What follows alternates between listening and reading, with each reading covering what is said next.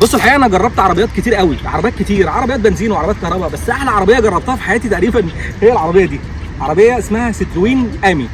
دي عربيه كهرباء صغيره، المفروض انها جولف كار، يعني مش معقوله انها تمشي في الشوارع العاديه.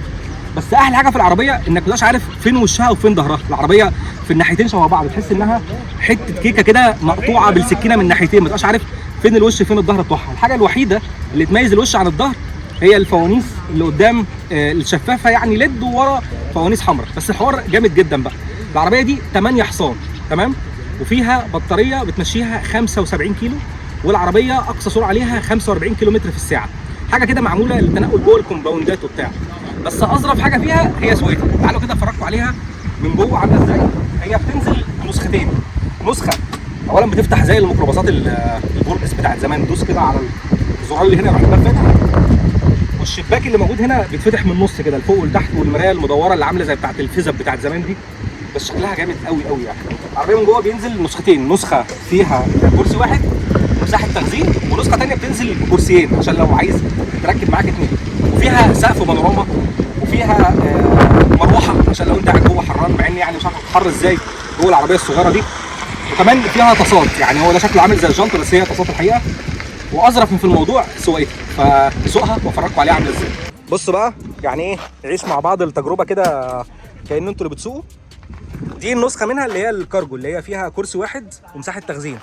بص اول حاجه الزراير بتاعه الدي والار والان موجودين هنا اهم، وبعدين هنا الكلاكس. ندخل بس جواها. ده اللي انت شايفه، شد بس الباب.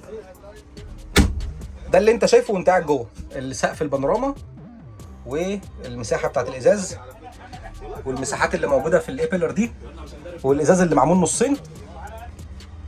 وهنا البوكس اللي جنبك في النسخه الكارجو ده بيكون موجود مكانه كرسي لو انت واخد النسخه اللي هي بكرسيين. بس دوس فرامل تنطلق. يعني فيها مفتاح عادي تشغل منه العربيه. هي كده المفروض مكتوب انها ريدي، وفيها فتحه يو اس بي، وفيها مروحه، وفيها معرفش ده سخان ده ولا ايه، بس وفيها مساحات تخزين كتير قدام. فنربط الحزام وننطلق. اول حاجه طبعا بتدوس على الزرار بتاع الدي هنا كده، العربيه بتعديه، وبعدين تنزل فرامل اليد كده. احنا جاهزين للانطلاق. نرجع ورا.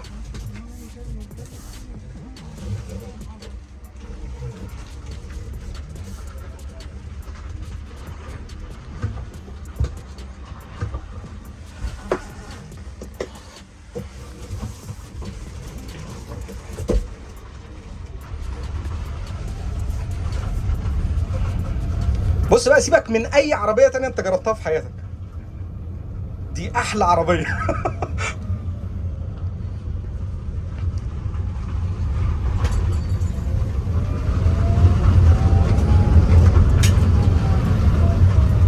مش عارف سامعين ولا لا الصوت بتاع الموتور الكهرباء، بس العربيه خفيفه جدا. وال8 حصان مع الوزن الخفيف، العربيه وزنها 470 كيلو، فال8 حصان مع الوزن الخفيف مخلين العربيه بتجري. والفيو اللي انت قاعد فيه جوه هايل.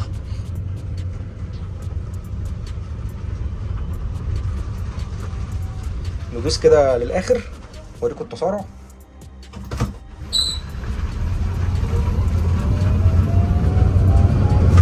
كهربا يعني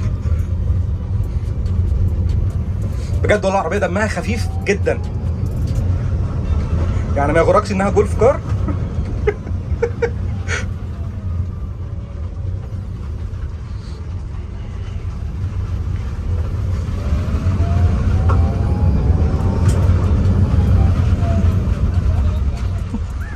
طيب كام بقى السعر بتاع العربيه دي؟ المفروض انها بحوالي 10000 دولار، يعني متوقع انها لو نزلت مصر تبقى فرنج مثلا 250 260 الف جنيه. هم لسه طبعا ما قالوش السعر، بس يعني حسب سعر الدولار غالبا سعرها هيبقى فرنج فوق ال200.